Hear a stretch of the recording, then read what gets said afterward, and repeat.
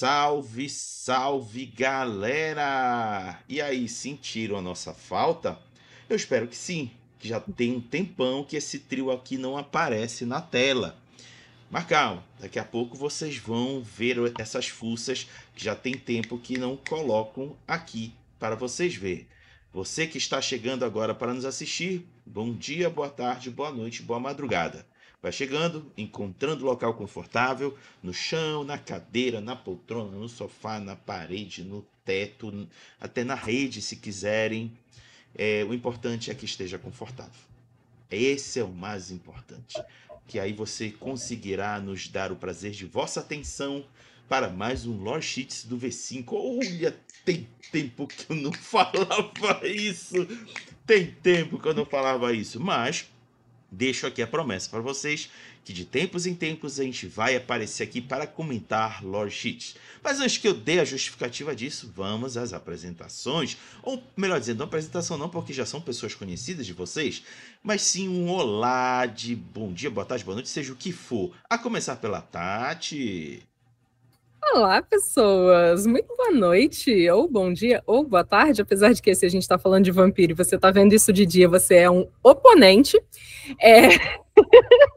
E eu tava com saudade, tava com muita saudade desse trio aqui. Vá. Boa noite, eu sempre falo boa noite porque é sempre noite em algum lugar, tá? Independente do horário onde vocês estão assistindo. Como vocês estão, criaturinhas do meio do caminho? Feliz Ano Novo, Feliz Natal, né? E Feliz 2024 para quem tá chegando. E que saudades, Tati. Faz tempo que eu não te vejo, faz muito tempo que eu não te vejo, Sim. né? E que saudades, Saga, também. Tipo, que saudades, Tati, muito tempo que eu não te vejo. Que saudades, Saga. Maldade. Então a gente tá pronto para começar os trabalhos? Sim. Quer dizer, a gente nunca tá, mas a gente faz assim mesmo, né? Exatamente. Então é isso, galera. Vamos explicar agora o porquê que a gente está assim tão nesse ato grande de Lore Sheets. Também não fizemos mais nenhum bate-papo do Quarta das Trevas. É porque agora estou dedicando atenções para outros projetos, mas não vou totalmente abandonar o que nós fazemos. Pretendo, ao longo das semanas, trazer mais análises das tribos de lobisomem e depois focar tão somente nas Lore Sheets. Fazer exatamente o que a gente tem feito já há muito tempo, mas a gente vai ficar brincando com as Lore Sheets no futuro aqui. Então aguarde um pouquinho, ainda faltam pelo menos aí umas 5 ou 6 tribos para analisar, mas a gente chega lá, tá bom? Dito isso, vamos começar hoje ainda com Lore Sheets dos Filhos do Sangue, que é o Children of Blood, que é suplemento do Cults of the Blood Gods, que foi lançado. Já tem tempo que já está lançado, a gente ainda está nele, mas é o que a gente curte, passar aí para essas Lore Sheets. Um dia a gente chega nos mais novos, aí já não serão mais tão novos, mas a gente vai chegar lá. E aí a gente está aqui. Pelo menos essa é a antepenúltima Lore Sheet. Estamos chegando quase próximo do final do Children of the Blood Gods. Do Children of the Blood. E o de hoje é Meneleanos, o título da Lore Sheet. E aí eu vou compartilhar com vocês o que há de descrição dessa Lore Sheet para vocês entenderem o que ela pretende trazer para os personagens que quiserem adotar essa Lore Sheet. Vamos lá. Os Meneleanos uma vez buscaram reconstruir Cartago. Sob a orientação e vitae de Menele, o Matusalém patrono deles, eles aprenderam os segredos da cidade perdida. Eles acreditavam que os vampiros tinham um propósito maior e entendimento que poderiam ser encontrados através da assimilação com a humanidade. Eles se esforçaram por uma sociedade mais justa para os membros. Para os Menelanos, uma das maiores formas de tirania foi aquela que os anciãos possuíam sobre as gerações mais jovens. Quando Menele desapareceu e os laços de sangue do culto se desapareceram, os cultistas dele ficaram completamente cientes da ironia. Abandonados pelo Matusalém deles, os Menelanos buscam por propósito o quanto da fé deles veio das próprias morais deles e o quanto veio da influência direta de Menele. Embora eles possam nunca saber com certeza, alguns prosseguem.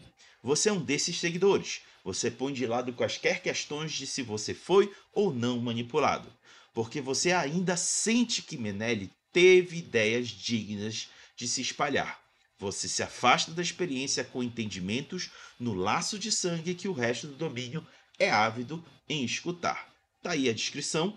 Fica logo óbvio que é um grupo de personagens que foram manipulados. Você já sabe que o antecedente é que o seu personagem foi manipulado por laço de sangue e agora você tem que fazer uma autoanálise, uma autoterapia se realmente continua no caminho ou vai para outro lugar. É uma lore sheet que traz mais dificuldades do que vantagens. Tati, seus comentários. Eu acho que o primeiro comentário é que, assim, antes, quando a gente falou sobre Menelik, Helena, etc e tal, lá quando a gente estava falando de Chicago, a sensação que dá é que o Menelik, ele é o bonzinho do rolê, que ele era o cara legal, o Bruhazão de Humanidade 10, e que a Helena era a vilã que estava querendo destruir tudo que o Menelik tentava construir. Aqui, a gente já começa a ver que o Menelik não era tão santo assim. Outra coisa que me chamou a atenção a gente tem uma data de desaparecimento do Menelik, que é ali quando começa o chamado, né, que vamos pôr ali para o início de 2018, por aí. Então a gente já não está falando também, se você participou desse culto, você esteve preso a esse laço e agora você está aí tentando descobrir o seu propósito, a gente já está falando de um personagem que já está rolando aí há um tempo, se você não vai jogar a sua crônica no momento dessa quebra. Isso foi outra coisa que me chamou a atenção. Rafa? Esse negócio que a Tati falou é importante, porque não é uma coisa, não foi uma coisa nossa e não é uma coisa do Chicago Quinta edição, é uma coisa que permeia todas as edições, que fica parecendo que a Helena é a grande traidora, entendeu? E isso nunca ficou muito bem explicado, porque é uma questão de ovo e galinha, entendeu? A gente não sabe o que aconteceu primeiro. Se você acreditar nas fofocas dos Ventru, do historiador e dos malcavianos, a verdade é que o Meneleu estava metido com o infernalismo, né? E se você acreditar no Meneleu, e se você pegou essa lore sheet, você acredita no Meneleu, né? Você vai entender que a Helena traiu Cartago, entregou a cidade para... Aliás, bom, eu vou voltar lá, mas vamos lá. Você vai acreditar que Helena traiu a Cartago, entregou a cidade na mão dos inimigos, e é por isso que o Meneleu tem essa sede de vingança. Agora, independente do lado que você escolher, independente de qual for o seu viés, bonzinho o Meneleu não é, né? Aliás, gente, eu tenho alergia a vampiro bonzinho. Parem com essa ideia de que tem vampiro bonzinho, entendeu? No jogo não é Crepúsculo a Máscara, entendeu? É sim, é sim. Bom, a gente tava, há menos de 10 anos atrás, a gente estava na era do X-Men a Máscara, então eu acho que faz sentido. É justo, né, que atualmente a gente esteja na era do Crepúsculo, tá tudo bem. Mas assim, a priori não é assim que funciona, tá bom? Agora, um toque, assim, um contexto para quem tá chegando, né? Eu sempre tento trazer um pouco da história antiga, primeiro porque essa é minha especialidade. Mentira, a minha especialidade é não saber do que tá falando e falar qualquer merda. Mas eu tento trazer um pouco de contexto para quem tá começando, porque é muita informação e às vezes elas são desencontradas, né? Então eu acho que é legal saber essa história de Cartago para quem for pegar sobre os meneleanos. Eu vou passar bem rápido, porque eu não... E essa é uma coisa que eu acho que é um defeito da lore sheet já. Eu não acho que saber sobre Cartago é realmente importante, para você ser um meneleano?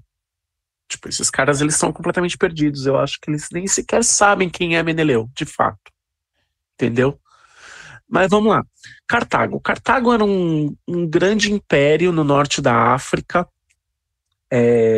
ali pelos segundo século antes da era cristã. E Cartago, ela conviveu com Roma no auge do Império Romano também. Isso fez com que as duas nações fossem oponentes. Em Roma tinham os Ventru, apoiado pelos Malcavianos e pelos Toreador, tá? E em Cartago tinham os Brujá, entendeu? E os Brujá, eles eram imperadores, filósofos, guerreiros e tal. E aí, bom, aí já começa a fofocaiada. Diz que, apoiado pelos Brujá, tinham também os Baali, um clã, um pseudo-clã, uma seita, que por enquanto não foi apresentado no V5, mas eles também não foram prontamente retconados, né? Eles não foram apagados do V5. Qual é o problema dos Baali? Os Baali são satanistas, tipo, de verdade, entendeu? Eles adoram criaturas que viveram antes de nós e que as crianças... Vocês vão pegar um pouco mais disso aí se vocês forem lá no Segredos de Narrador e acompanharem religiosamente o canal do Romadeu, que, enfim, o cara é o papa do lore aqui no Brasil, tá? Hashtag é tudo infernalista. É tudo infernalista. E aí o que aconteceu? Existia um Brujá de quarta geração, ou seja, a cria do antediluviano dos Brujá, chamado Troile. E ele tinha uma relação com esse Baali chamado Moloch, né? E aí os Brujá, é muito importante isso, os Brujá reinavam em Cartago sem máscara. Os humanos sabiam que eles eram governados por lordes vampiros, entendeu? E aí tinha essa relação entre o Moloch e Troile. A cria de Troile, chamado Hamilcar, era príncipe da cidade. O Troile não era o príncipe da cidade, mas ele tinha uma certa influência, porque ele era o senhor do príncipe da cidade. E era um Matusalém, né, quarta geração. E tinha essa relação com os infernalistas. Então diz que era um poço de infernalismo ali, eram feitos sacrifícios humanos. Então já começa a ficar incongruente com a própria Lore Sheets, se você acreditar, né, nisso como uma verdade.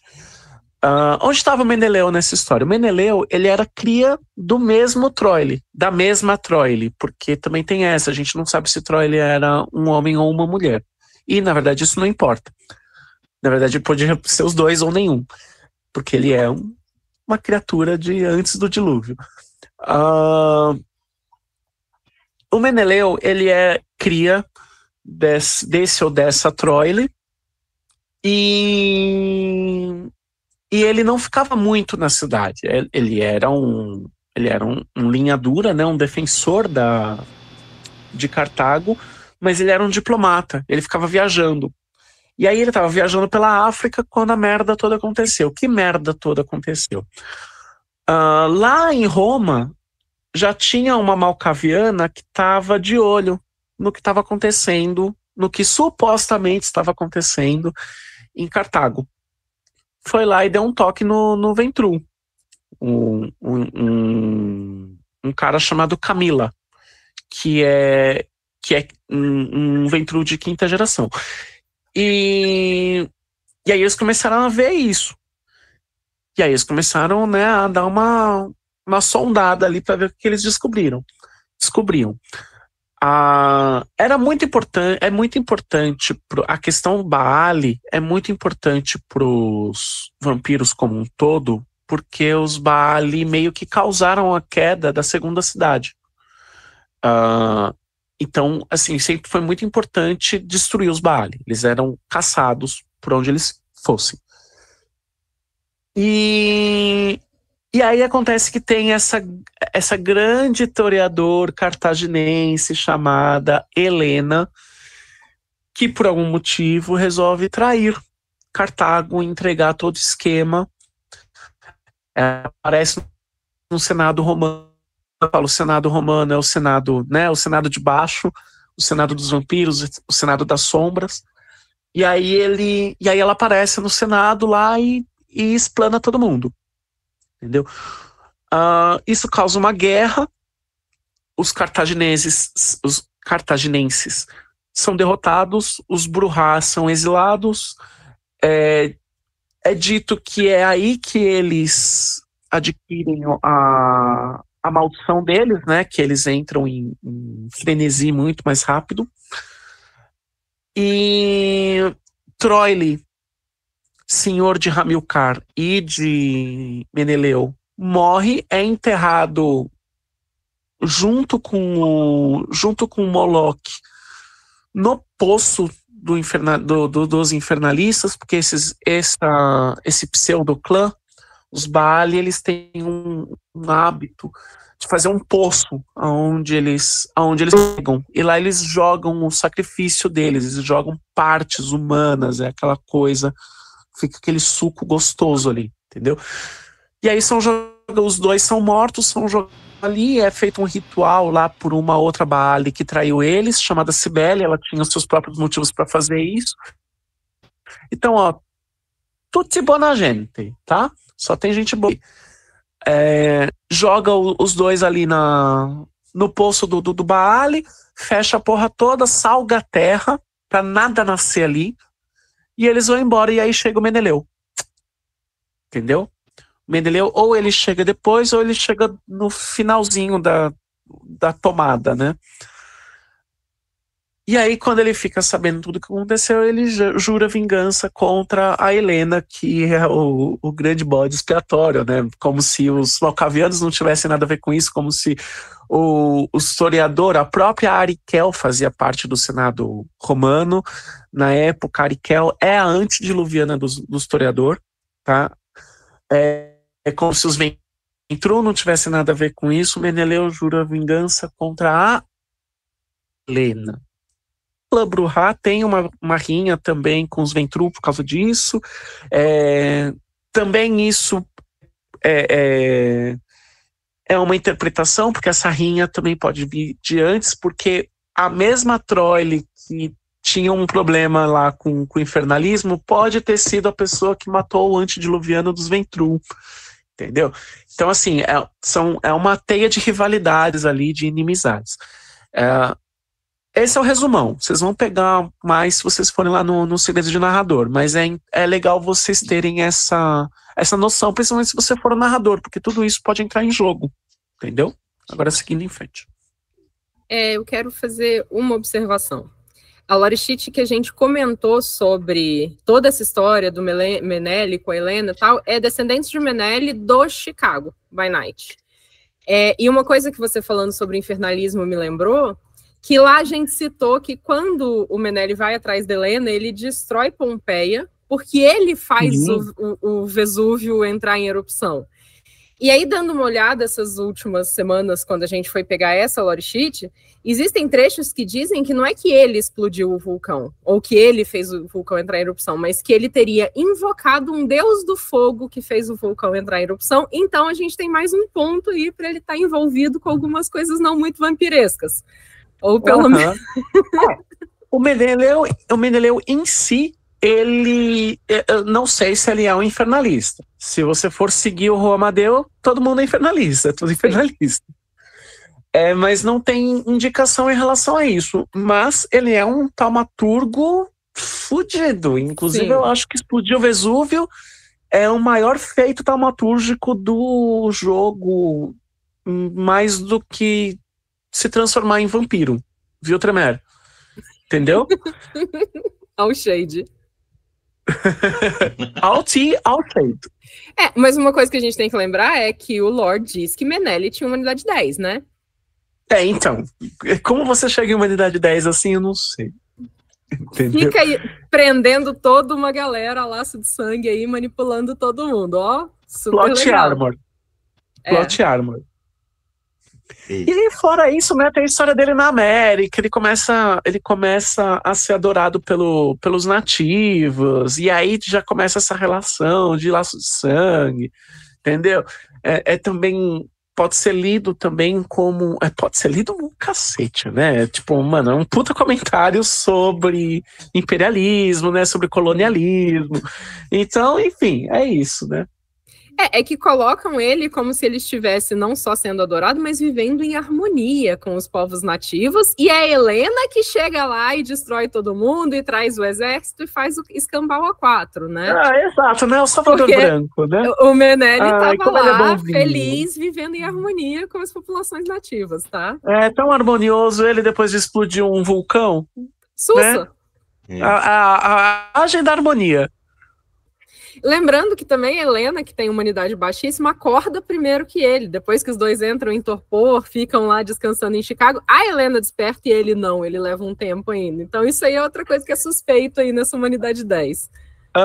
E é engraçado que enquanto isso está acontecendo ali na área de Chicago, um pouco mais lá para cima em Milwaukee, tá acontecendo a mesma coisa, porque tem o Rotulf. Ele chega um pouco depois do Meneleu, e ele não desce para Chicago por causa do Meneleu. E aí ele faz toda uma linhagem de sangue de Ventru nativo, na verdade a cria dele, né? Ele abraça uma mulher, essa mulher começa ele fala que esse Rotulf, ele fala que ele não quer puxar briga com as tribos rivais, e aí a mulher desobedece o cara e começa a abraçar um monte de guerreiro, e aí esses caras tudo morre pra um lobisomem lá em Milwaukee. Aliás, eu acho que a gente comentou essa história durante alguma das lore sheets aí de Milwaukee. Sim, é isso que eu tô tentando lembrar, que eu acho que ou foi Capela de Milwaukee ou foi a Zona Nula. Eu acho que foi Zona Nula. Se vocês não acharem na playlist, vai lá no meu perfil, porque no meu perfil eu coloquei por escrito a história dos príncipes de Milwaukee. Procura lá que você acha. Beleza. Então, assim, é uma temática, né? É recorrente. E tudo de boa gente. Só tem gente boa. Então, agora eu tenho que dizer o seguinte para você que está nos assistindo. Grande parte do que o Rafael e a Tati trouxeram aqui para vocês pode simplesmente não ser considerado no V5. Exatamente. Tal como foi dito explicitamente no Lobisomem Apocalipse 5ª edição, a gente percebe que na 5ª edição de Vampiro à Máscara se fez isso. Então, grande parte do que eles citaram aqui muito provavelmente poderá ou não ser descartado nos suplementos futuros. A verdade é que tem muito pouco dito sobre esses personagens nos livros que foram lançados, seja no Chicago by Night, seja no Cults of the Blood Gods, e pasmem, um conteúdo, uma lore sheet que conversa diretamente com o Chicago, tá num suplemento do Cults of the Blood Gods. Pois é. Mas enfim. Diga, Rafa. E eu, sinceramente, eu acho que se os Baali não foram abordados até agora, eles não serão abordados. Porque, assim, já saiu o Cults, já saiu o Children, a gente ainda vai entrar em religiões proibidas, e não saiu nada até agora. Então eu acho que eles não vão tocar nisso aí, não. E isso está se tornando meio que o modus operandi dos livros que foram lançados até aqui. Não há uma preocupação de trazer maiores esclarecimentos sobre coisas que já foram lançadas. E aí, dito isso, gente, eu vou aproveitar esse gancho para dar continuidade aqui na leitura, porque você, se quiser jogar baseado no conteúdo que foi lançado a partir do V5, afinal, você não é obrigado a saber tudo que já aconteceu no passado para jogar Vampiro à Máscara. Exato. Você pode se basear no que a gente vai trazer agora de conteúdo, tirado direto do Cults of the Blood Gods, ou seja, Cultos dos Deuses do Sangue, da página 120 a 121, que fala especificamente desse grupo, os Menelanos, que é um trechinho bem pequenininho. A gente está lidando aqui com grupos, com cultos, que não tiveram grande espaço ao longo do livro. Mas vamos aqui ao conteúdo que é apresentado. Os Menelanos, um culto confuso com nenhuma liderança nestas noites modernas, eles foram uma vez dedicados a reconstruir Cartago novamente, reverenciando a sabedoria do Matusalém Brujá, que inconscientemente fundou a ordem deles, e enfrentou os servos da Matusalém Toreador Helena. Na história registrada deles, os Menelanos leem histórias dos frequentes conflitos entre os vampiros conhecidos como Menele e Menelaus, ou Menelaus, e a rival dele, Helena. Os dois se enfrentaram usando milhares de agentes mortais e mortos-vivos por milênios antes de finalmente chegar aos Estados Unidos, onde os dois chegaram a um ostensivo impasse e a guerra foi para a clandestinidade. Em parte dedicado a libertar vampiros da subjugação e manipulação dos anciões, enquanto estiver advogando laços mais próximos com o gado para ajudar a basear os cultistas. A fé menelana é uma que não é externamente destrutiva como a de muitos cultos. A parte dos cultistas de Helena, os Menelanos não tinham algum inimigo natural, ou seja, com eles era a galera de Helena. Eles promoveram uma causa de liberdade sem o vício de venerar Sete. Falaram em favor dos domínios encharcados, não em carnificina, mas em compreensão, e fortemente acreditavam que o caminho para Golconda era através da perfeita assimilação na vida mortal. O único preço era beber uma dose de Vitale de Menele a cada década. Oh, que bonitinho! Então, Menele desapareceu, provavelmente pelo chamado, e uma centena de laços se quebraram. Assim, pessoal, é realmente muito pouco que tem disponível. Muito pouco. E aí resolveram trazer esse adicional de lore sheet, que também não agrega muito. Não vai agregar muito a esse grupo. Mas fica claro aqui, pelo menos vamos trabalhar com fatos que são entregues a partir do V5, Menelau é um cara antigo pra cacete, que controlava os seus pares através de laço de sangue, que foi levado pelo chamado e que o povo percebeu que ele era muito mais impositivo do que eles conseguiam perceber.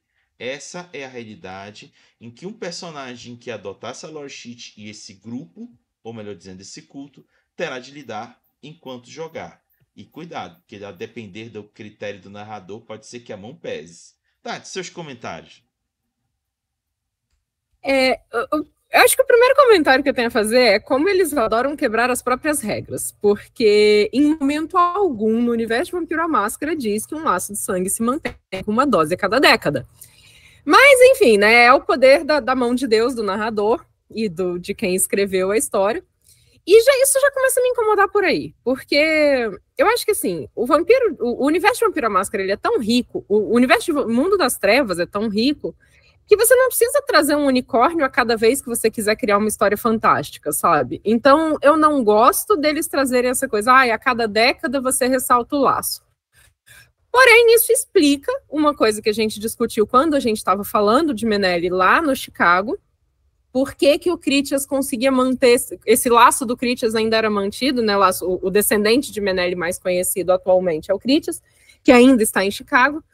E por que esse laço do Critias se mantinha mesmo que ele não tivesse contato com o Menele há muito tempo? E por que o Critias mantém este medo que ele tem de que o Menele volte a qualquer momento e de que a quebra do laço seja só mais uma armadilha do Menele para manipular ele? Então isso explica. Pelo menos eles trouxeram, né, essa notinha que eu acho que não foi intencional, mas pelo menos traz essa luz sobre a história. Em relação ao culto, é um dos cultos que eu ainda acho mais interessante, porque ele não está te trazendo nenhum tipo de, pelo menos por enquanto, né, por ser parte do culto, você não é algo extraordinário. O que ele te traz você acredita em algo, e ele trabalha muito com essa ideia de você, pelas crenças que você tinha, vamos ver se isso se mantém para frente, você vai ter formas de agir ou vai ter qualidades aí, né, que a gente espera que sejam qualidades. E esse tipo de culto em torno de um vampiro muito antigo é uma coisa que eu acho criativa, eu acho interessante, porque, na verdade, nem exatamente criativa, eu acho meio que óbvio que exista. Porque você vai ter seres tão poderosos, mas tão poderosos, que em algum momento você vai olhar e falar assim, cara, existe um Deus, sabe? Porque a gente, a ralé, a galera, não consegue fazer o que ele fazia. Então eu consigo, inclusive, imaginar, com essa quebra desse laço, o pessoal ainda meio que se prender a essa ideia, sabe? Mas é porque não era para manipular a gente, ele era um Deus, e a gente, né, ouve incessantemente a história de que Deus escreve certo por linhas tortas, e eu não imagino por que isso não se refletiria. Então eu acho que ainda dá para trabalhar com a ideia de um maneleano que ainda acredita nisso tudo e que ainda está esperando pelo retorno do Menelik, sabe?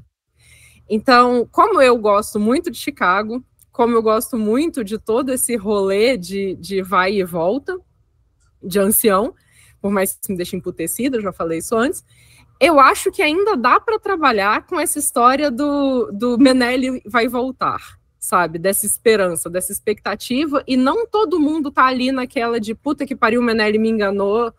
Eu acho que vai ter uma galera que vai estar ali, não, ele tinha os motivos dele para fazer isso e, sei lá, ele estava guiando a gente porque ele sabe que sem isso a gente ia se perder, ou coisas do tipo. Então, é um culto que eu acho bem interessante e que eu facilmente usaria em jogo. Rafa? Bom, eu, por outro lado, não gosto deste plot. Eu já falei desde o começo. Ele é o primeiríssimo plot de Vampiro à Máscara e é um que eu não suporto, porque você tem um jogo que ele é todo desenhado para ser sobre questões humanistas, sobre essas coisas mais internas, como a luta contra a besta, sabe? Tinha esse comentário social sobre o destino da cidade de Gary, que era muito gente já na primeira edição, e eu acho que isso faz parte do sucesso de Vampiro à Máscara. É um jogo que teve a ousadia de não só usar o mundo real, como falar de questões do mundo real dentro do jogo. Entendeu?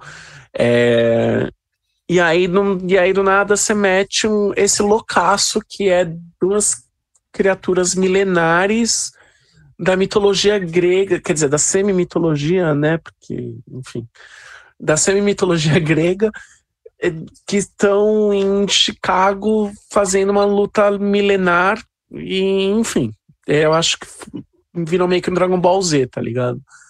E aí foi assim, foi de Blade Runner a Dragon Ball Z muito rápido, inclusive, se você acompanhar o histórico de publicações.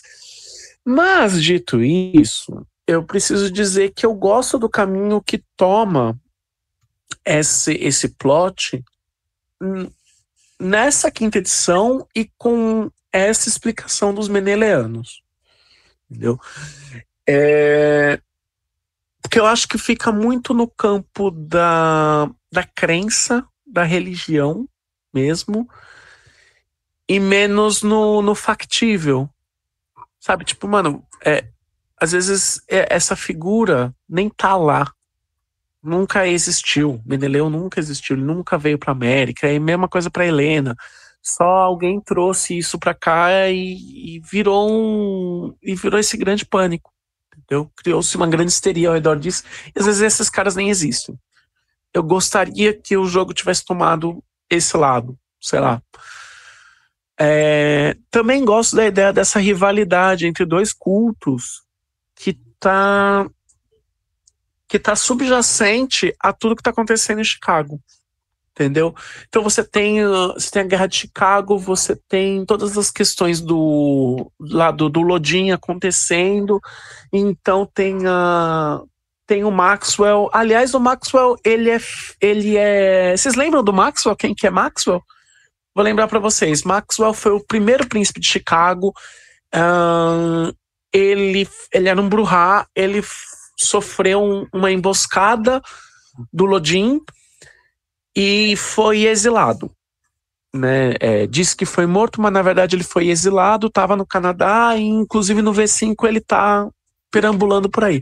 O Maxwell, ele é cria de Altamira, que era uma amiga do Meneleu. Essa Altamira também é cartaginense, entendeu? E aí, enfim, tipo, parece que todo o plot de Cartago vai parar em Chicago e eu não apoio isso, mas esse plot dos cultos rivais é um pouco mais palpável. Não sei se deu pra entender, não sei se eu dei muita volta pra chegar aqui. Eu acho que isso aqui é mais factível do que as criaturas ancestrais de Cartago e da mitologia grega estão vivendo aqui, são vampiros, e eles estão se levantando pra lutar como se fosse o Godzilla e a Mothra, tá ligado? Enfim. Tem alguns pontos nos Meneleanos que eu acho bacana de explorar. Eu gosto dessa coisa deles serem meio que um culto iniciático, um culto ao conhecimento, como se o Meneleu fosse esse cara muito razoável, e ele não é, gente, ele não é. E também o fato de que, assim, ele é um culto em extinção, ele não vai ser um culto por muito tempo. Porque, na verdade, o que está acontecendo agora é um monte de pessoas que teve um laço quebrado e eles estão tentando entender o que aconteceu. Com o tempo, algumas dessas pessoas vão seguir suas vidas e outras vão ficar para entender quem é o Meneleu. E aí eles vão entender que não é um cara tão pacifista quanto essa lore sheet quer vender, entendeu? E aí você pode seguir nessa. Eu acho que a lore sheet vem de uma crença que é um pouco do sonho cartaginense, né? Porque isso se torna uma pira do clã Bruhá de você fazer uma nova Cartago, uma sociedade onde a máscara não seja mais necessária e não sei o que e tal. E eu acho que o que essa lore sheet oferece é um caminho para que essa nova Cartago aconteça, mais do que as lore sheet. Tem uma lore sheet lá do Core que fala sobre Cartago também, sobre você criar uma nova Cartago e tal. Eu não lembro qual que é exatamente, mas tem, e aliás tem mais de uma, né? Tem também a primeira revolta anarquista. Enfim, esse plot de Cartago, ele é... Aliás, tem Ruínas de Cartago, é o nome da lore sheet, lembrei. Esse plot de Cartago, ele tá presente ainda, entendeu? E aí é isso. Eu acho que essa lore sheet, ela oferece um meio para você ter essa nova Cartago, mas eu acho que o jogador que pega ela vai ter algumas descobertas no meio do caminho. E isso é história para contar. Eu acho bacana. Pelo menos na temática é da hora essa lore sheet. É isso aí. E assim, com toda essa introdução que nós fizemos, agora a gente vai vislumbrar o que essa lore sheet pretende entregar de vantagem para aquele personagem que adotá-la. E o primeiro nível, o título é Empatia Mortal. Você acredita na importância de apegar-se à humanidade e garantir que você os veja como pessoas e não apenas como comida. Uma vez por capítulo, você pode rolar novamente qualquer falha em uma rolagem social envolvendo mortais. Aqui meu comentário vai muito mais para uma questão de desgosto, não é baseado não em qualquer argumento bem embasado, é só desgosto mesmo. Eu não gosto dessa aí, como o Rafa falou mais cedo, esse negócio de ficar falando de um personagem vampiro que quer ser bonzinho realmente não cai no meu gosto. Eu, pelo menos, gosto de interpretar Bruhá, que sabe o que ele é de fato, mas que ele tenta fazer a coisa ser um pouco mais palatável, sem esquecer o que ele é de fato. Então, vendo esse nível querendo caminhar para o vampiro bonzinho, realmente me causa desgosto. Agora, contudo, olhando para a vantagem que ele pretende entregar, rolar novamente qualquer falha em uma rolagem social é muito forte. Tati, seus comentários. Então, eu gosto da história do vampiro bonzinho. Mas é meio que nessa linha mesmo, sabe? Tipo, eu sei o que eu sou, eu sei o que eu gosto, o que eu preciso fazer pra continuar existindo, eu preciso tomar sanguinho de pessoas. Mas sei lá, sabe? Vamos tentar causar um impacto positivo para compensar, talvez, esse mal que eu faço pro mundo. Ou sei lá, enfim. O que eu acho bacana de vampiro é que você pode ser qualquer coisa. Você pode optar por jogar esse personagem, você pode jogar com o herói trágico.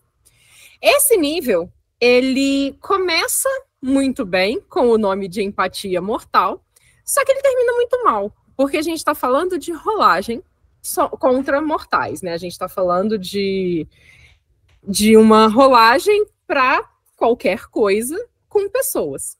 Aquelas pessoas com as quais a gente deveria ter empatia. Não deixa claro se a gente está falando aqui, por exemplo, de rolagens com disciplinas. E daí, isso me leva a crer que, no fim das contas, a gente está falando um nível sobre empatia que pode ser usado, inclusive, para convencer pessoas de algo que é contra o que o culto deveria defender, que é você não se esquecer, né, de tratar como pessoas, de você manter esse apego à humanidade. Além disso, o texto ele não é muito claro se você rerola o teste ou se você rerola só as falhas, mas ele permitiria, em tese, pelo que está escrito, talvez rerolar falhas no dado vermelho, que é uma coisa que a gente não tem. Até então, a gente não podia rerolar uma falha no dado vermelho. E faltou definir também se afeta vantagens com disciplinas.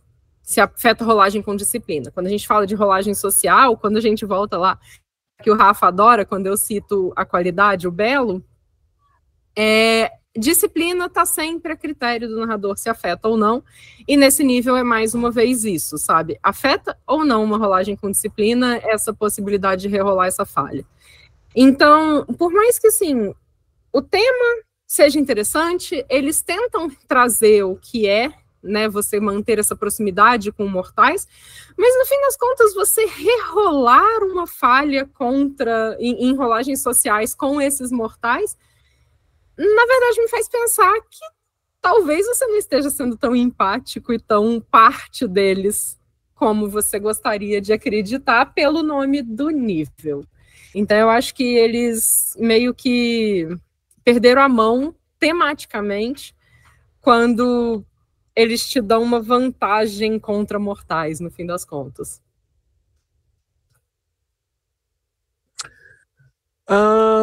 Eu vou ser o advogado do diabo e vou dizer que eu gosto desse nível, sem delongas, assim, sem mas colocando, né, sem colocando mas, porém já colocando mas, tendo em vista os comentários da Tati, eu acho que se você, é uma vantagem de um ponto, se você usar ela valendo para disciplina, eu acho que ela fica um pouco apelona. E eu acho também que nenhuma lore sheet, nenhuma vantagem vai te fazer rerolar dado de fome, a não ser que ela diga explicitamente para isso. Senão você quebra todo o sistema. Uhum. Entendeu? Senão você quebra tudo, e o sistema, na verdade, ele já te ajuda pra caramba. Não é muito difícil você tirar um sucesso em V5, e mesmo se você falhar, você ainda pode ter sucesso com dificuldade. Então, assim, tipo, o jogo, ele já dá uma lambujona pra ser bem sucedido no que você quiser fazer. Então, vai. Não enche o saco do mestre, vai. Entendeu? Para de chorar. Viu, Tati? Para de chorar. Então, 2 pontos. O primeiro que ele fala qualquer falha. Qualquer falha, para mim, é qualquer falha. E segundo, que é rolagem só envolvendo mortais, tá? Ele não é um ponto que te permite rerolar contra membros ou qualquer outra criatura sobrenatural. Sim, tô tendo isso em vista. Mas mesmo assim, é um pontinho só, sabe? Eu acho que é, vamos lá, negociar. Ou ele não rerola dado de fome, ou ele não. Ou ele não rerola disciplina. Se você tiver assim pros dois, aí você tem uma apelação, uma puta apelação pra um ponto, entendeu? E eu recomendo fortemente que vocês coloquem, que vocês escrevam isso no livro de vocês. Nada rerola dado de fome, a não ser que esteja explicitamente dizendo que rerola o dado de fome, entendeu? Porque eu acho que isso é uma mudança grande no sistema do jogo, entendeu? Você descaracteriza totalmente a importância de você subir a fome, entendeu? A importância de um vampiro faminto, entendeu o que eu quero dizer? Tipo, toda a lógica do sistema, eu acho que ele gira em torno disso, sabe? O quanto mais fome você tem, mais chance de dar merda acontece. E aí, mano, não tem ponto de força de vontade que vai te salvar, entendeu? Eu acho que isso é muito importante pro sistema, entendeu? O jogo ele não vai rolar do mesmo jeito se você ignorar isso, entendeu? E eu sei que a gente já falou sobre várias lore sheets que falam sobre rerolar fracasso e tal. Então assim, isso eu realmente eu sou um pouco inflexível. E olha que eu sou flexível pra caralho com um monte de coisa, hein? Mas é só recomendação, gente. Vocês não precisam bater continência pra mim. Também acho que assim, essa lore sheet não esse poder ele não deveria ser, essa vantagem ela não deveria ser usada em testes sociais que fossem assim violentos, assumidamente violentos, como intimidação. Faz sentido. Entendeu? Mas eu acho que manipular um mortal ainda tá dentro do escopo do culto. Entendeu? Você manter um rebanho ainda tá dentro do escopo. Entendeu? Mesmo que você considere esse rebanho mais do que apenas rebanho. Entendeu? E às vezes você vai... Não é porque eu tô usando, gente, não é porque eu tô usando manipulação mais liderança que eu tô... assim, necessariamente desconsiderando, entendeu? A humanidade da pessoa. Gente, qualquer gerente de loja usa manipulação mais liderança, diariamente, entendeu? Então, assim, tipo, eu acho que cabe uma interpretação. E isso vem de uma conversa quando você vai pegar o poder. Mas eu acho que ele é bem claro. Eu acho que a intenção do poder ela é bem clara. Entendeu? Eu acho que você não precisa ser tão categórico assim. Aliás, um pouco sobre essa conversa, eu vou no final do capítulo, do episódio todo aqui, eu vou deixar uma recomendação. Me lembre de deixar essa recomendação. Mas é isso, eu defendo esse poder sim, ó, essa vantagem sim, eu acho que ela tem seu valor. Deixa eu aproveitar e fazer um adendo, que eu achei interessante esse bate-bola que a Tati fez com o Rafa em relação a essa questão da falha. A real é que realmente está mal escrito aqui. Tá muito mal escrito, porque, como o Rafa falou, se tem uma coisa que é pétrea no jogo, é não poder rolar novamente dados de fome. Que se puder rolar, aí vai desgringolar toda a mecânica que ela foi criada para ser de criar dificuldade para o personagem quando ele tiver com muitos dados de fome. Então, esse texto do jeito E eu vou te falar outra coisa. Eu vou te complementar. Eu acho que a única grande dificuldade da mecânica do V5 é essa, cara. A única coisa que para o jogador é isso. Senão ele sai usando disciplina à torta e à direito. Ele vai fazer a checagem de sangue a cada teste, vai aumentando e depois ele vai usar esse poder aqui para poder usar empatia, sabe? Então, assim, sim, tipo... sim. Mas voltando. voltando, e aí, por ele estar mal escrito, é inegável, abre espaço para interpretações próprias de quem for utilizado o jogo. E aí, inevitavelmente, vai ter que rolar um acordo entre pessoa narradora e pessoa jogadora para decidir de fato o que vai valer. E aí é exercício de consenso. Porque do jeito que tá aqui, pode. Do jeito que tá aqui, pode.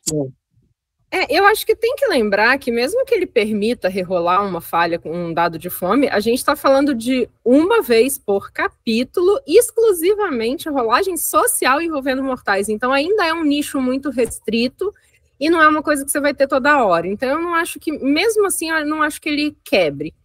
Em relação a poder com disciplina ou não, a gente tem que lembrar que tem disciplinas sociais que elas funcionam contra mortais despreparados de forma automática, assim. Eu não lembro exatamente em qual disciplina isso tá, mas se você olhar o livro, você vai encontrar exemplos disso.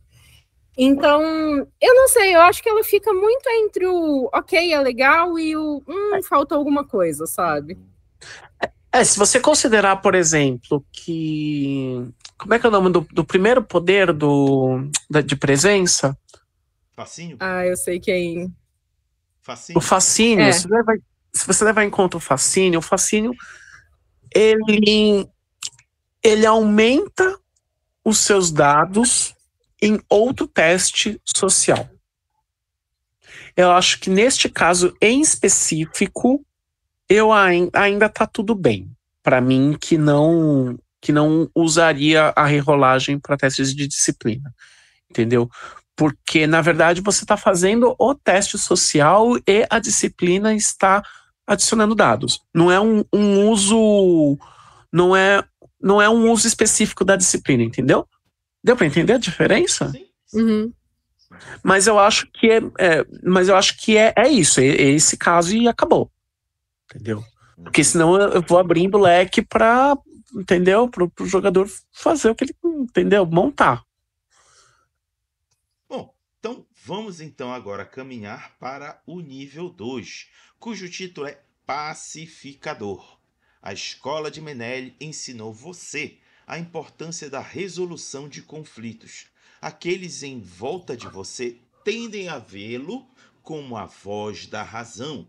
Uma vez por capítulo, quando você está envolvido em um conflito social ou físico, você ganha 2 dados bônus em uma tentativa de resolver as coisas através da diplomacia. Se um dos seus aliados, tal como um lacaio ou membro de sua coterie, então quebrar os termos de sua negociação, você deve rolar para resistir ao frenesi de fúria.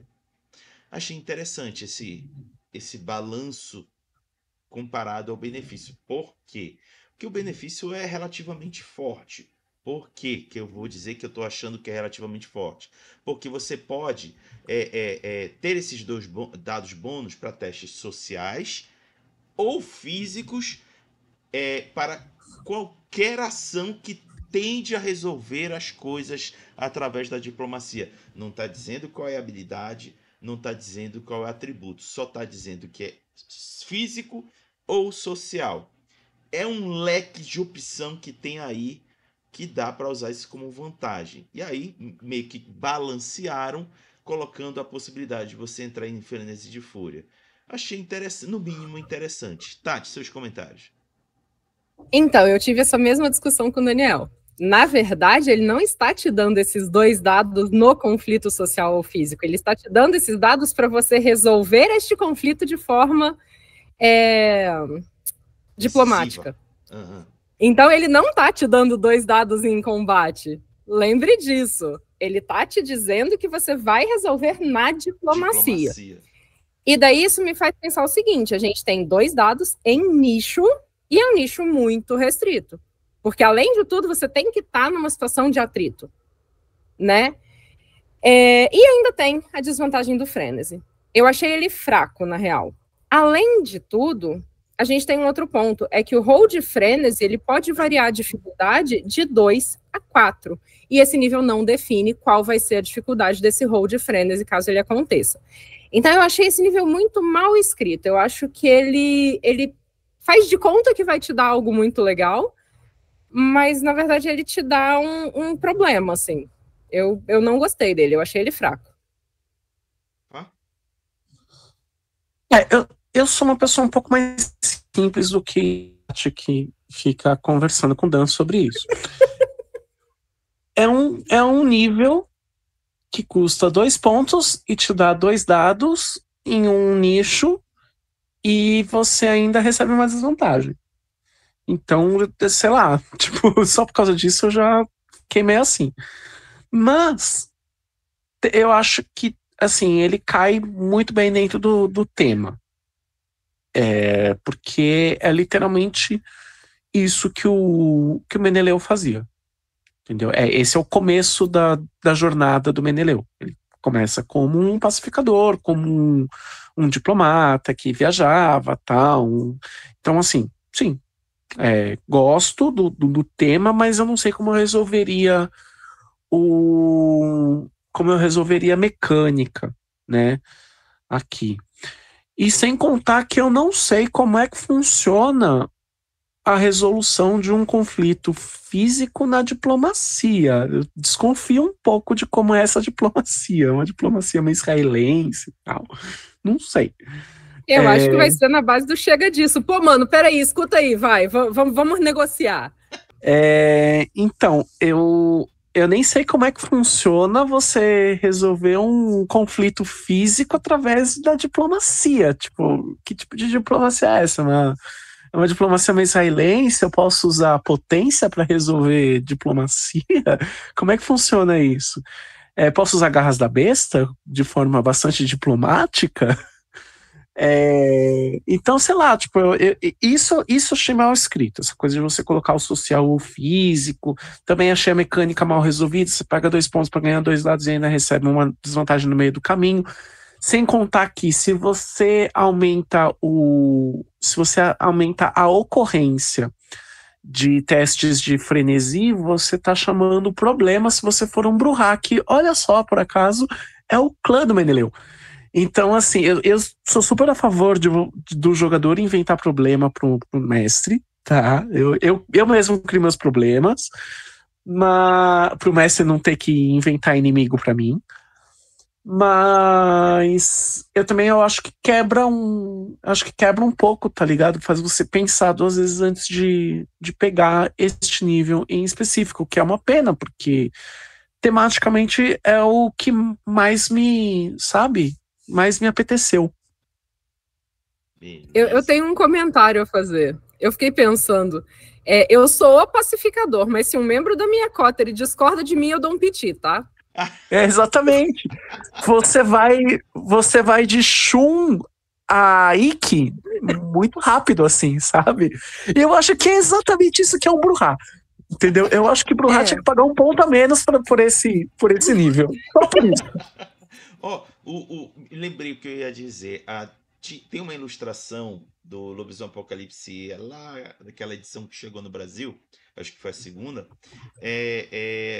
Tem um filho de Gaia, na forma Crinos, colocando seus braços abertos, tentando segurar uma fúria negra na forma Crinos e um cria de ferros na forma Crinos. Ele está ali praticando diplomacia na base da força.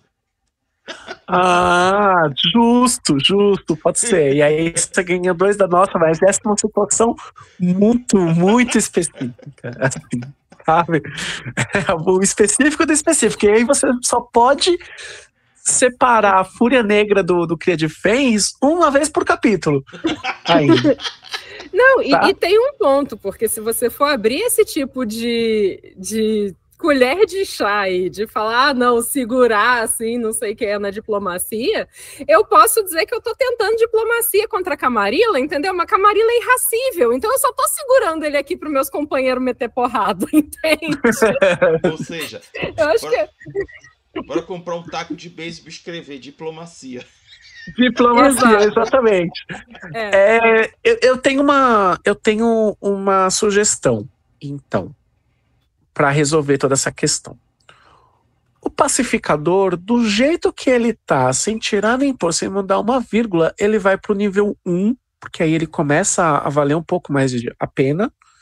E o Empatia Mortal vai pro nível 2, mas podendo rerolar de fato a fome. Ou podendo usar em disciplina. Entendeu? Beleza. Eu acho que mais podendo usar em disciplinas do que usar no dado de fome, porque rerolar dado de fome pra mim é o último caso. Sim. Entendeu? Pra mim isso isso para mim é pedra angular do sistema, é isso. Entendeu? Pra mim, pro Rafael. Ok. Então, vamos agora para o nível 3, cujo título é Show de Oposição. A tirania é o inimigo da paz. Uma das melhores formas de impedi-la é tornar humilde o poderoso. Uma vez por história, quando você repreende ou humilha alguém em uma posição superior de autoridade a você, você pode adicionar a quantidade de pontos que você possui em status como dados bônus à sua rolagem para convencer o indivíduo ou persuadir a multidão para se virar contra ele. O resultado de usar essa ficha de conhecimento é um provável adversário possuir pontos equivalentes ao nível de poder do seu alvo. Eu não achei forte esse nível porque está pressupondo que o seu personagem tenha que ter status alto para ter realmente uma adição significativa à rolagem que possa lhe garantir vantagem. Lembrando que Lord Shit está no grupo de vantagens. Então, por exemplo, se você for um neófito, você só vai ter um ponto de status. Se você for um Ancila, só 2 pontos de status. É muito pouco se você estiver lidando, por exemplo, com um primogênito. Um primogênito está fazendo merda ou falando merda, que vai ter 4 pontos de status. Realmente, para mim, não bateu legal essa mecânica. Tati, seus comentários. Eu concordo, porque ele é um nível que exige que você compre status na ficha, porque além de tudo, você ser antigo ou você ter essa idade ou essa posição não te garante o status ele é uma qualidade que tem que ser comprada. É só uma vez por história, quase com certeza vai te dar um adversário mais poderoso que você, e quanto mais status você tiver, menor a quantidade de pessoas às quais esse nível vai se aplicar. Então, além de tudo, quanto mais status você tiver, pior esse nível se torna. Porque você vai ter menos pessoas com status acima do seu para você, né, poder usar essa vantagem. Eu acho que ela tinha que te dar esse status, esse nível, ele tinha que dar o status que você vai usar, e que o defeito que ele traz é grande demais. Porque, assim, a gente está falando de uma qualidade que a gente vai usar uma vez por história. Uma vez por história. Mas a gente não vai perder esse oponente ou esse adversário uma vez por história. Ele não vai ser seu adversário só aquela vez, você ganhou um defeito. Então, além de tudo, ele meio que tá te dando um problema cada vez que você usar. Eu achei ele realmente ruim. Eu achei ele bem, tipo... É aquela coisa, eu gosto de criar problema pro meu personagem, eu concordo com o Rafa. Mas assim já é um pouco demais. Eu quero que meu personagem possa ter chance de não viver na cidade um pouquinho, sabe? Eu acho que esse nível, eu acho que esse tipo de situação que esse nível cria é um pouco antijogo, porque ele, a partir do momento que o nível fala que você pode, o que o jogador entende? Eu devo. Entendeu? Nem tudo que você pode lhe convém, meu filho. Você não é todo mundo. Entendeu? Então isso vai criar que a pessoa que vai pegar isso vai virar o quê? Vai virar aquele jogador chato que vai entrar no Elísio, vai querer ser folgado com o príncipe e vai causar uma caçada de sangue. Quando já tem jogador que nem precisa desse nível para fazer esse tipo de coisa. Pois é. Enquanto isso, você tem você tem uma história super envolvente ali, que sabe? E aí o jogador vai lá e cria uma caçada de sangue por nada, por bolinhos. Você entendeu? Às vezes nem tinha que falar com o príncipe, mas ele queria uma oportunidade para poder usar esse nível e foi lá e encheu o saco. Entendeu? Então tem isso em primeiro lugar. Então, algumas coisas que eu, assim, que eu gostaria de colocar em consideração. Primeira, que essa palavra humilhar tá muito mal utilizada, assim, sabe? Eu acho que a primeiro período da oração aqui, ele tá muito bom. A tirania o inimigo da paz, uma das melhores formas de impedi-lo é tornar humilde e poderoso. Ponto. Entendeu? Quando repreende, gosto. Quando humilha, já não gosto. Entendeu? Porque o humilhar é a garantia de que você vai ganhar esse adversário. Uhum. O que vai me levar ao segundo ponto que eu vou. Ao segundo ponto que eu tenho em relação a esse poder. Você está construindo uma personagem que até aqui, né, no caminhar da Lord Shit, ele é um cara que ele é um diplomata e ele é um pacifista. Então, eu acho que o segredo do negócio aqui é que você vai fazer tudo isso sem ganhar o adversário no processo. Isso é diplomacia. Sim. Você coloca um cara que é mais poderoso que você no lugar dele, você impõe, você persuade o seu objetivo e você não ganha um inimigo no processo. É sobre isso, entendeu? Então eu acho que não tinha que... Não tem que explicitar isso de que você vai ganhar, é provável que você ganhe um inimigo, um adversário, quando você usa... Não tem que ter isso, porque subentende-se que você não... que você saiba o que você está fazendo quando você já está no nível 3 dessa lordship, entendeu? Eu acho que uma mãe ou outra você pegou, e aí, claro, né, vai muito na interpretação também, né? E por fim, tinha alguma outra coisa. O status, né? Esse bagulho do status eu achei bem bosta, pra falar a verdade. Justamente pelo que a Tati falou, tipo, quanto maior o seu status, contra menos pessoa você vai usar. E eu acho que o status, ele é, aliás, como todos os antecedentes, ele é bastante lacunar. Assim, eu acho que ele não deixa muito explícito, que nem o Haga falou, sobre, você tem 1 ponto, você é um neófito, com 2 pontos você é um ancião. Mas a gente sabe que, assim, no jogo, na realidade, não é assim que funciona. Tipo, a gente tem neófitos com 3 pontos de status. A gente tem neófitos com status 5. Entendeu?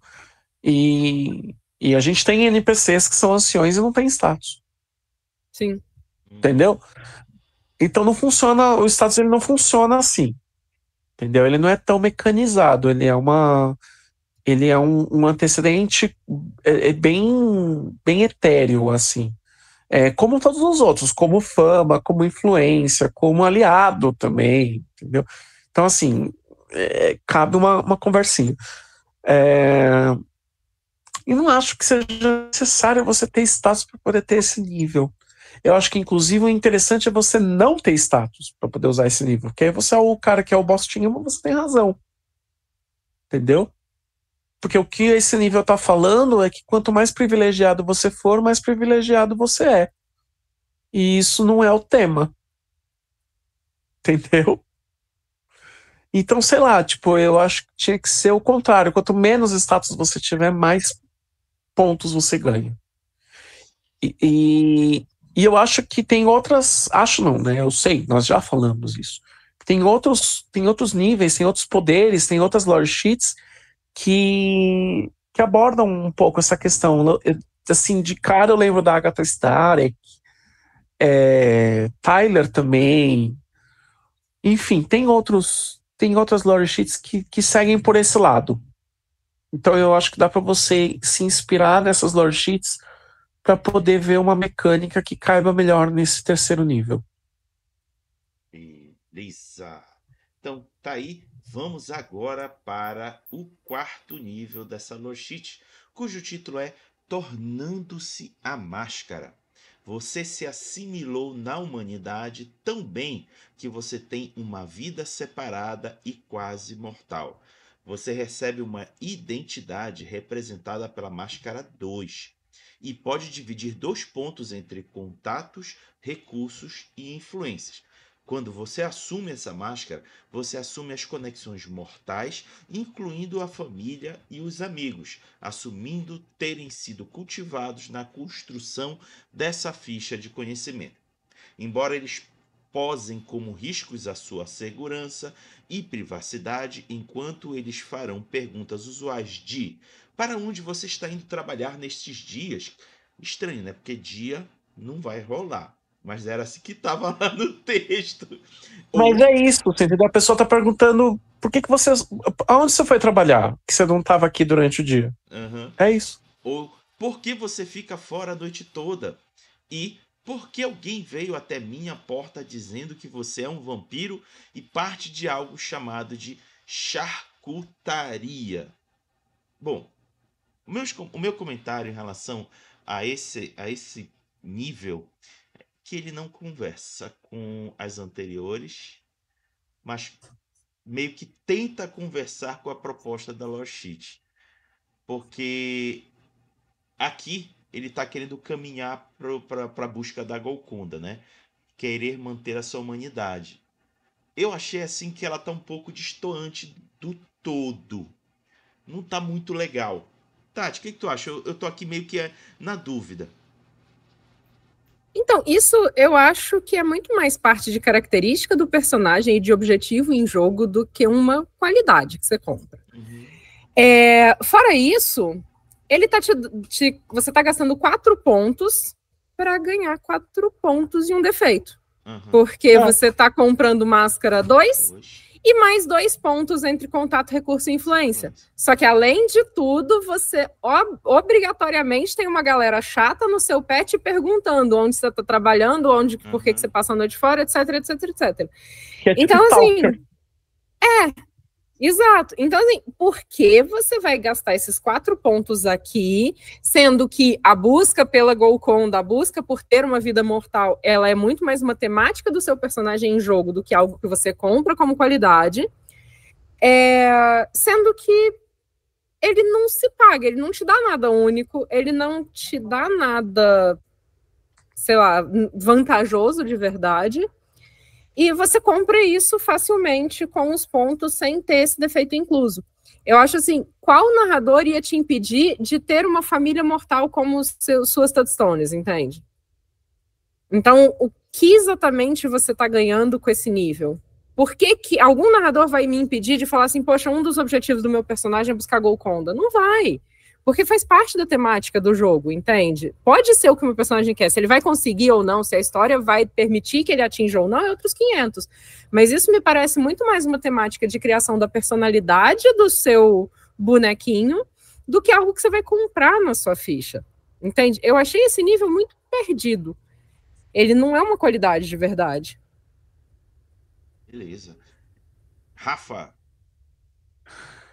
Tendo em vista o comentário da Tati, eu acho que o culto a Meneleu, para ele ser um culto humanista, né, para ele ser esse culto que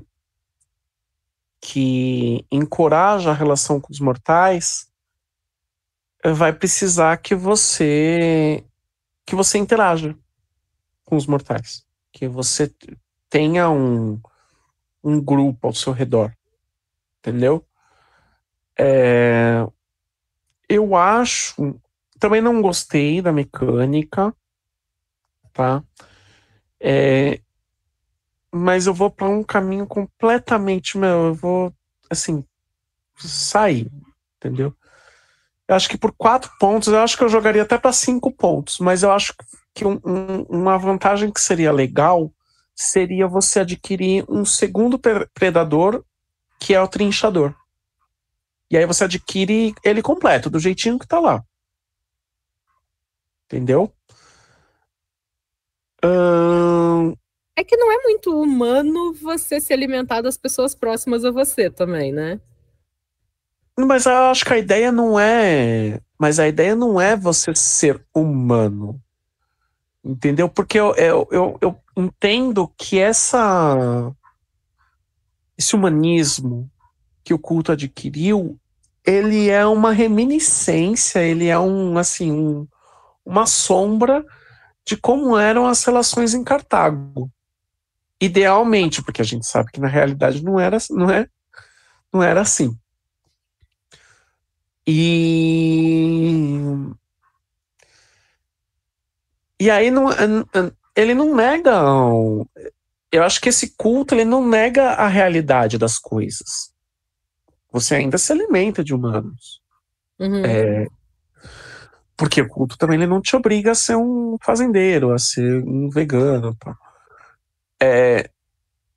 Então, assim, você ainda se alimenta de humanos. Eu não vejo problema nisso. Eu acho que se você coloca um tipo de predador trinchador e você faz parte desse grupo, você meio que tem um mindset de que se você manter a sua alimentação a um grupo específico, você não está fazendo mal para o resto da humanidade, entendeu? Você está restringindo a sua alimentação a isso aqui, entendeu? A esse cercadinho aqui. Então, primeiro que eu apoio, sim, eu apoio, entendeu? Essa ideia, entendeu? Eu apoio que... e outra, né? Eu não gosto, eu tô falando do ponto de vista de quem não constrói vampiros bonzinhos, entendeu? Então o meu vampiro humanista, o meu vampiro que busca a humanidade alta, o meu vampiro que busca a Golconda, ele não é necessariamente, né, ele não é necessariamente um pacifista. Ele é um pacificador, mas ele não é um pacifista. Entendeu?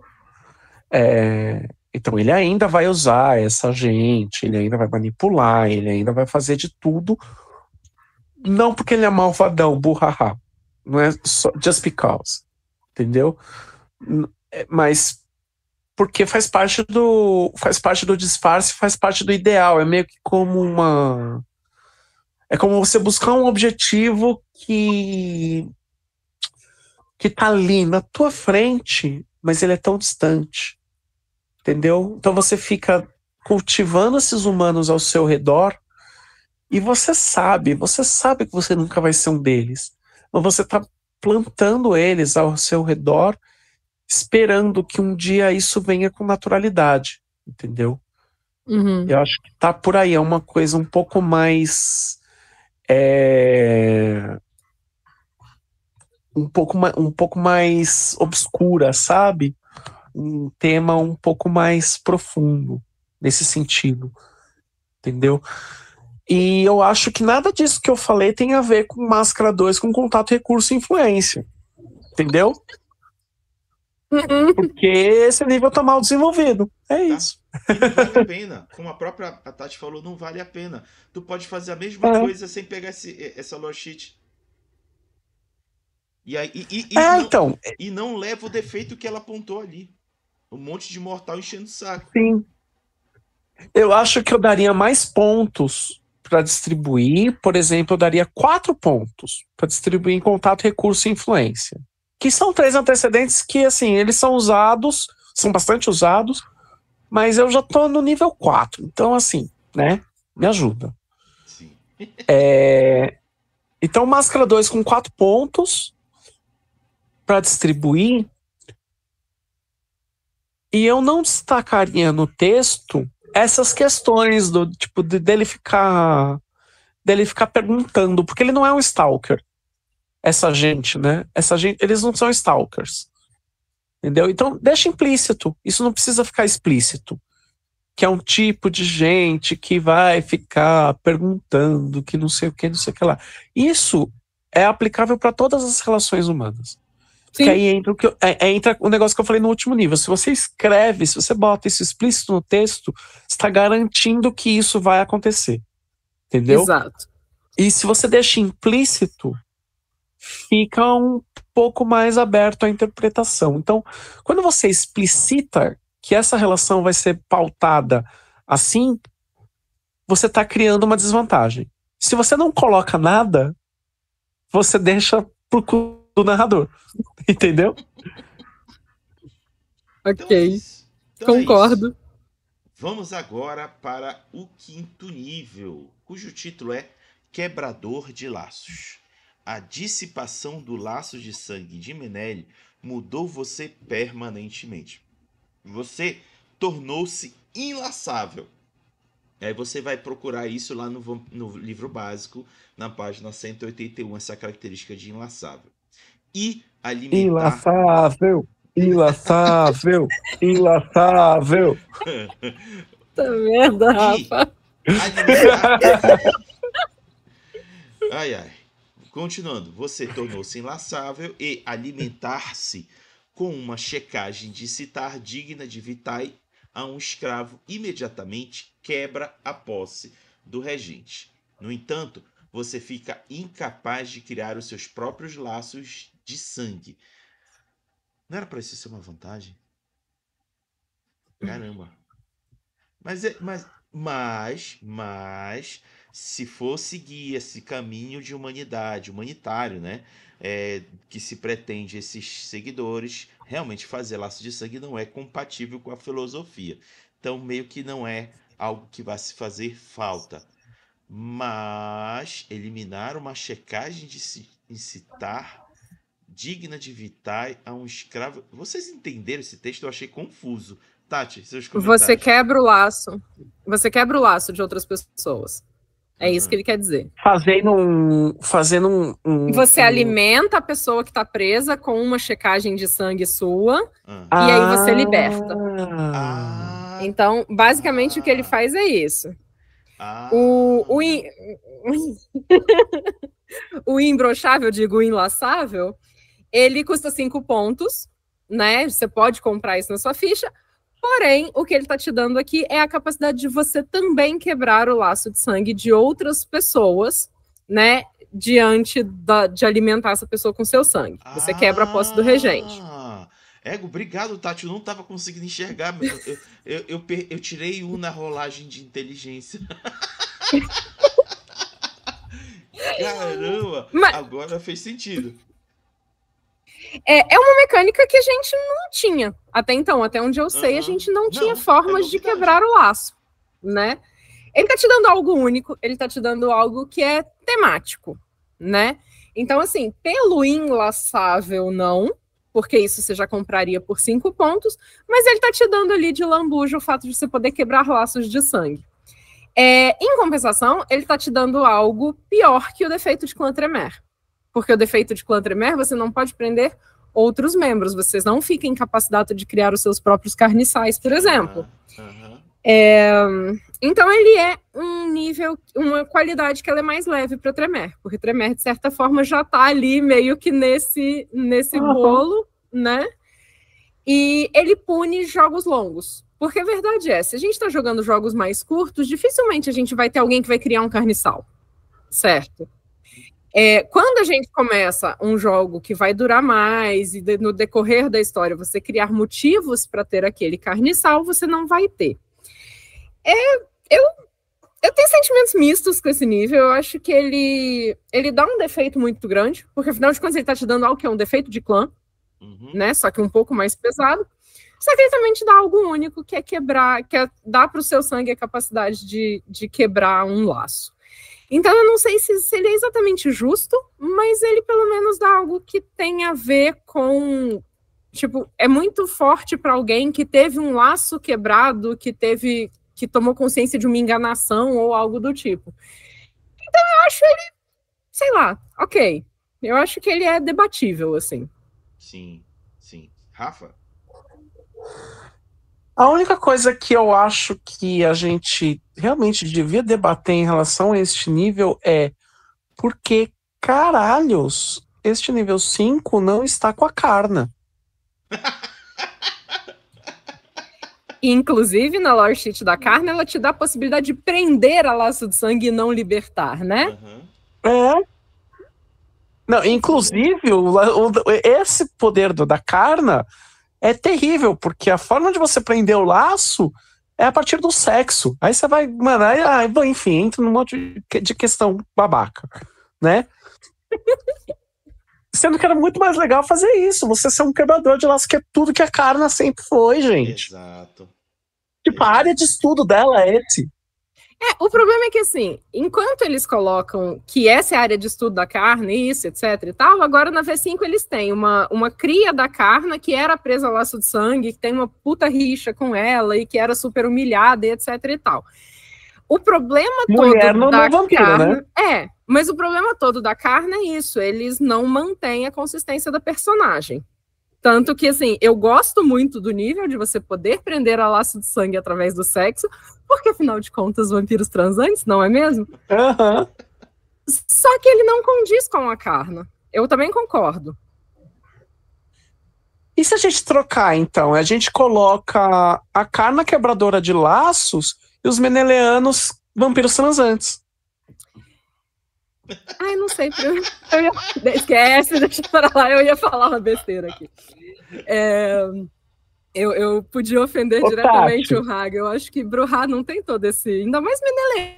Ah, para! Pensa no Meneleão no de arnês. Não faz isso comigo. Entendeu? Ele pode resolver conflito. Ele pode resolver na diplomacia usando o físico, tá? Tudo bem que o Meneleu ele já tem fogo no rabo, então a gente juntava Exato. uma coisa com a outra. O cara tem um fogo que é capaz de explodir o Vesúvio. Exato. Eu perdi tudo, já era, desisto. Quebrou a Malcaviano. Fechou, Rafa? Fechamos. Tá, então, bora para as nossas considerações finais. Olha, essa Lushit tem uma proposta que pode ficar legal se ela for revista. Tem muita coisa que tá estranha, que tá mal escrita, como vocês viram a gente aqui comentando. Então, como recomendação, se você que quer jogar com essa lore sheet e você que vai narrar com alguém que adotou essa lore sheet, recomendo fazer uma revisão dela. E aí fazer alguns ajustes e adaptações para ficar alguma coisa que divirta não só você que vai jogar com o personagem, quanto você que vai ter que narrar com o personagem com essa vantagem. Fica aqui a minha recomendação para vocês, dentro do gosto de vocês, adaptar para algo que divirta a todos. Tati, seus considerações finais. Então, em relação a Menelle e Helena em Chicago, eu abomino essa questão de que tudo que você faz é manipulação dos anciãos, mas em termos de um culto em relação a um ancião, ou uma lenda, ou algo assim, a gente está falando de religiões, a gente está falando de crença, a gente está falando de fé. Então, de todos os cultos que eu vi, esse ainda é um dos que mais me agrada, porque eu acho muito legal a ideia de você ter um culto a um vampiro tão poderoso, tão... Né, a gente tem um pouco isso também com o Ventru lá, que eu esqueci o nome dele agora, nossa, o Mitras. Então, isso é uma coisa que eu acho legal. Eu acho bacana e eu acho que dá para trazer para o jogo de uma forma muito interessante. Em relação aos níveis da lore sheet, eu acho que ela ficou ali já que a gente estava falando de vampiros transantes, ela ficou no coito interrompido, sabe?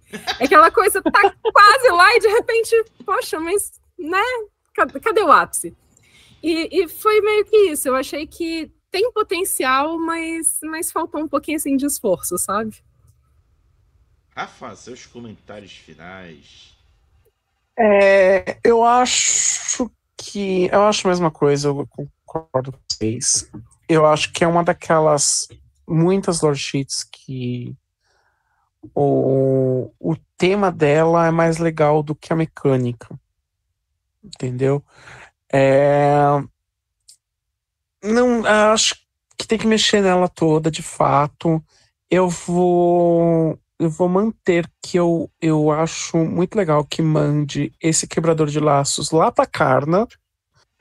E uma coisa que eu senti falta nessa lore sheet e que eu acho que deveria ter e que é super temático, é um nível que te ajudasse a segurar manchas, né? Já que você é esse cara humanista da humanidade, que não sei o que, piriri, alguma coisinha que te ajude a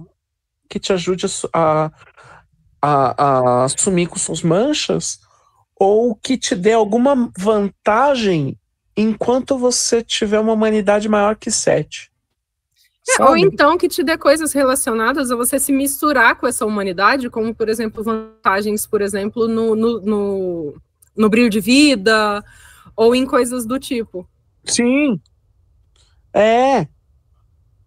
Então, assim, tem outros caminhos que você pode seguir, entendeu? Uhum. Eu acho que os meneleanos, eu acho que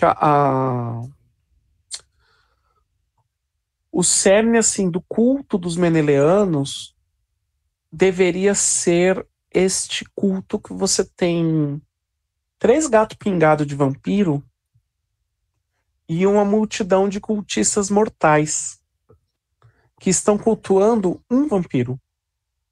Eu acho que o que faltou neste culto, para ele ficar interessante, é esse DNA de Cartago, aonde você tem um culto aonde eles tentam viver uma nova Cartago, de fato. Entendeu? Eu acho até que o culto, depois que os meneleanos entenderem quem eles estão cultuando, esse pode ser o futuro do culto. Porque se você vê até pelos objetivos atuais deles, lá no culto dos deuses de sangue, você vai entender que eles estão perdidos. Eles têm uma rivalidade com os cultistas de Helena, mas também não tem porquê deles terem essa rivalidade hoje em dia, já que o Meneleu também já não está mais presente, entendeu? Então, eles têm essa rivalidade por ter, e eles estão tentando se entender. Então fica tudo muito ao léu, tá ligado? E aí eu acho que isso acaba espirrando um pouco pros níveis da Lord Shit. Eu acho que ela até perde um pouco do appeal dela, né? Do apelo, por causa disso. Eu acho que faltou um pouco de esmero. Eu acho que eles começam... A ideia é muito boa. Inclusive, me decepciona que eles não tenham tido assim, essa ideia antes, os meneleanos. No Chicago, né? Por sinal. Mas eu acho que eles não finalizaram. Eu acho que a ideia foi lançada antes dela ter sido finalizada. Tá ligado? Então ficou... Já que a gente tá falando de vampiros transantes, né? Ficou essa coisa meia bomba. Não foi nem um coito interrompido. Ele tá na meia bomba ainda, nem começou. Preliminares. Entendeu? Tá beijinho no pescoço. Ai, ai. É disso que você tava sentindo falta, Raga. Só isso que eu quero dizer. É isso, exato. Beleza, então. Agora eu pergunto pra Tati. Tati, onde é que a galera pode te encontrar nas redes? Vocês me encontram no meu Instagram ou no Minha Roxinha, né? Onde a gente faz lives toda semana. A gente tá voltando desse hiato de início de ano agora. Provavelmente quando esse vídeo for pro ar, a gente já vai ter voltado. Mas acompanhe no meu Instagram a programação de lives, que lá a gente sempre posta certinho os dias que a gente vai estar ao vivo. E se você não consegue acompanhar ao vivo, tem aqui na vermelhinha depois, mas daí a gente já avisa que a gente posta com atraso mesmo, eu sei, foi mal. Acontece. Rafa. Sabe onde vocês vão me encontrar esta semana? No primeiro comentário do Spotify do episódio desta semana do Café com Dungeon, que voltou em sua segunda temporada. O Balbi tá fazendo um episódio mais porrada que outro. É uma broca no teu cérebro por episódio, assim, de verdade. Eu nunca recomendei o Café com Dungeon. Eu nunca recomendei, eu nunca falei com o Balbi. Não é um cara que tá assim no meu radar de amizades, assim, sabe, de pessoas com quem eu troco ideia, mas eu gosto muito do material dele e eu recomendo que vocês vão lá. O episódio desta semana é um pouco sobre o que a gente falou aqui. Ele, aliás, é um pouco sobre o que a gente sempre fala aqui, entendeu? A questão dele é sobre o quão game designer um narrador é. E essa questão tropeça muito em coisas que a Tati fala muito. Sobre as coisas estarem explícitas no texto, sobre não estarem. sobre botar no cu do narrador, sobre o quão maleável uma mecânica pode ser, entendeu?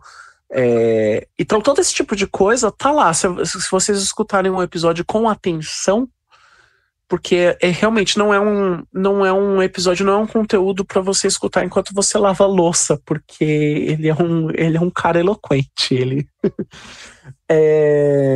Então é um para você realmente escutar refletindo, entendeu? Sobre o jogo. E escuta lá. É uma boa recomendação. E aí eu fiz um comentário no final do episódio, eu fiz um comentário lá e vocês vão me encontrar lá. Fora isso, vocês vão me encontrar no meu Instagram, @Rafolima. Às vezes eu escrevo, quase nunca. Às vezes eu posto alguma coisa sobre RPG, quase nunca. Mas eu falo bastante de viadagens também, falo sobre cinema, às vezes, também. E é isso, sei lá. Inclusive, quero recomendar vocês assistirem um vídeo que o Rafa fez com o Lucas dessa droga de canal, que foi muito legal o bate-papo de vocês dois, viu, Rafa? Assisti, gostei muito. Deixo aqui meus parabéns e meu carinho pro Lucas do Droga de Canal. E todos os outros produtores... Qual? O When We Were Raised? O When We Were Raised? Isso. Que você viu? Isso. Ah, bacana. Isso mesmo. E deixo também que vocês assistam outros produtores de conteúdo brasileiros que mantêm a tocha acesa do World of Darkness aqui no Brasil, mesmo quando não há nenhum apoio das partes envolvidas. Deixo aqui meu profundo carinho para todos vocês. E é isso. Chegamos ao final de mais um Lore Sheet do V5. Não tenho certeza de quando estaremos novamente aqui comentando mais uma Lore Sheet, mas ela vai continuar. Eu meio que vou ficar balanceando com as análises de lobisomem. E digo mais, Tati e Rafa, eu não sei se vocês viram alguma das análises de lobisomem que eu já fiz aqui, mas eu gostei da mecânica de análise que a gente faz atribuindo avaliações qualitativas para cada uma delas. E aí a gente podia fazer isso com as Lore Sheets. Ideias. Mas no futuro trarei mais novidades. E para finalizar, Rafa, Tati, junto comigo digam tchau, Lilica. Tchau, Lilica. Tchau, Lilica. Tchau, Lilica.